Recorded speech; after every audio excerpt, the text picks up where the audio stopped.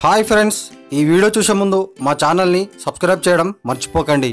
రాజమౌళి దర్శకత్వంలో ప్రభాస్ హీరోగా తెరకెక్కిన బాహుబలి 2 సినిమా దేశవ్యాప్తంగానే కాకుండా ప్రపంచవ్యాప్తంగా హీట్ పుట్టిస్తున్న విషయం తెలిసిందే.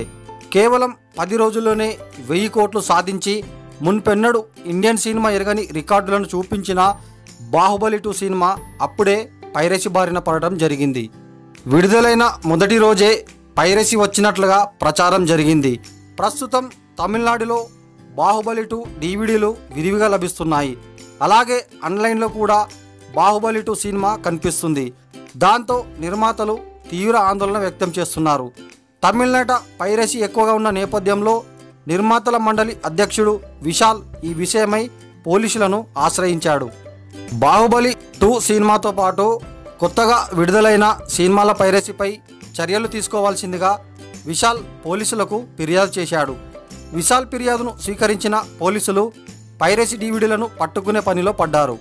అలాగే సైబర్ పోలీసులు పైరసీ లింకులను కూడా కనిపెట్టే ప్రయత్నాలు చేస్తున్నారు. ఇప్పటికే వేల సంఖ్యలో బాహుబలి 2 DVDలను పోలీసులు పట్టుకున్నారు. బాహుబలి 2 పైరసీపై విశాల్ చేస్తున్న యుద్ధానికి చిత్ర యూనిట్ సభ్యులు కృతజ్ఞతలు చెబుతున్నారు. Okay friends, thanks for watching. Friends, ఈ వీడియో మీకు నచ్చితే లైక్ చేయండి లేదా షేర్ చేయండి. అలాగే మరిన్ని అప్డేట్స్ కోసం మా ఛానల్ని సబ్స్క్రైబ్ చేయండి.